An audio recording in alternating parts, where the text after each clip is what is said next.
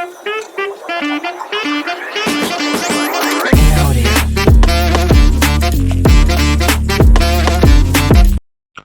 Friends, आप सभी का स्वागत है हमारे चैनल ब्रिज एंड बिल्डिंग पे। आज हम बात करेंगे कि कलवर्ट एंड ब्रिज में डिफरेंस क्या होता है। सबसे पहले हम लोग देखेंगे कि ब्रिज किसको कहते हैं, उसके बाद हम लोग कलवर्ट किसको कहते हैं वो देखेंगे, और उसके बाद किस टाइप का ब्रिज होता है और किस टाइप का कलवर्ट होता है वो देखेंगे हम लोग आगे चलते हुए। सबसे पहले हम लोग चलते हैं कि ब्रिज किसको कहते हैं। तो ब्रिज का डेफिनेशन हमने लिया है IRC SP 13 2004 से। ये कोड है इंडियन रोड कांग्रेस का। ये डिफाइन करता है ब्रिज किसको कहते हैं, कलवर्ट किसको कहते हैं। तो सिंपल सा डिफरेंस है, अगर आप पढ़िएगा तो ये लिखा हुआ है, bridge is a structure having a total length above 6 metre between the inner face of the dirt walls. तो ये कह रहा है कि जो टोटल लेंथ है ब्रिज का, अगर वो हमारा 6 मीटर से ज्यादा है तो उसको हम लोग ब्रिज की कैटेगरी में डालेंगे। और कलवर्ट के केस में क्या होता है कि टोटल लेंथ ऑफ 6 मीटर और less between inner face of the dirt wall. ये कह रहा है कि अगर वो 6 मीटर से कम है, 6 मीटर से कम है या फिर 6 मीटर तक है, तो उसको हम लोग कलवर्ट की कैटेगरी में डालेंगे। तो IRC SP 13 2004 ये क्लियरली डिफाइन कर देता है कि अगर 6 मीटर से ज्यादा है तो उसको ब्रिज बोलेंगे, 6 मीटर या 6 मीटर से कम है तो उसको कलवर्ट बोलेंगे। अब हम लोग नेक्स्ट देखेंगे कि ये जो इसमें डर्ट वॉल का जो कॉन्सेप्ट है और ये जो वेंट बाउंड्रीज वर्ड यूज किया हुआ है उसका मतलब क्या होता है। तो हम लोग नेक्स्ट स्लाइड पे चलेंगे। आप देखिएगा यहाँ पे ये अपार्टमेंट है। जो अपार्टमेंट क्या होता है, ब्रिज का दोनों एंड होता है। ब्रिज का एंड हो गया ये, और इसके बीच में अगर कोई और स्पैन रहता तो यहाँ पे एक पियर करके पियर आता। तो इस केस में क्या हो गया कि इसका ये जो एंड पोर्शन है उसको हम लोग डर्ट वॉल कहते हैं, और यही डर्ट वॉल के इस पोर्शन को हम लोग आउटर फेस बोल सकते हैं, और कोड इसके इनर को बोलता है inner face of the dirt wall. तो हमारा जो डिस्टेंस है, जो लेंथ है या टोटल लेंथ होगा ब्रिज का, ये inner face to inner face हो जाएगा। टोटल लेंथ ये हो जाएगा मेरा। ठीक है, हम लोग फिर आगे देखेंगे कि अब ओवरऑल स्पैन क्या होता है।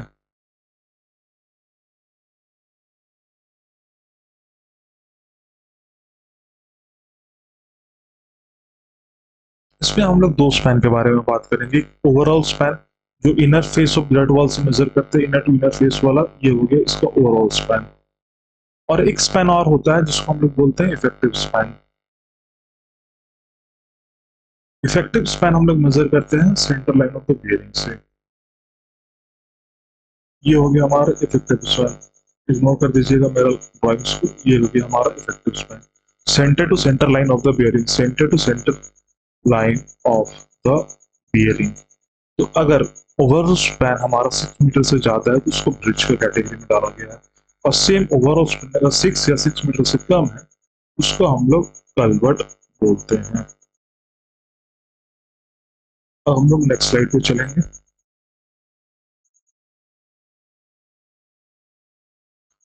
और एक मैं बता रहा था कि कलवर्ट में वेंट बाउंड्रीज करके एक डिफाइन किया हुआ था। तो वेंट बाउंड्रीज किसको बोलते हैं, ये एक वेंट है, ये दूसरा वेंट है, और दोनों का जो एंड है ये एक्सट्रीम एंड हो गया, इसी को वेंट बाउंड्रीज बोला जाता है। और ये किस टाइप का बॉक्स है हमारा, ये है हमारा ट्विन सेल बॉक्स है, ट्विन सेल RCC बॉक्स। ये हमारा ट्विन सेल RCC बॉक्स हो गया। अब आगे नेक्स्ट अगले वीडियो में हम लोग फिर अलग अलग जो कंपोनेंट्स है ब्रिज का, कलवर्ट का, उसके बारे में डिस्कस करेंगे। अब हम लोग नेक्स्ट स्लाइड पे चलेंगे। अब देखिए, मैंने बताया था ब्रिज को डिफाइन किया गया है 3 कैटेगरी में। तो सबसे पहला कैटेगरी हमारा है मेजर ब्रिज किसको कहते हैं, माइनर ब्रिज किसको कहते हैं, स्मॉल ब्रिज किसको कहते हैं। तो मेजर ब्रिज अगर 60 मीटर से ज़्यादा है स्पैन लेंथ उसको मेजर ब्रिज बोलते हैं। अगर 60 टू 30 मीटर के बीच में है स्पैन लेंथ उसको माइनर ब्रिज बोलते हैं।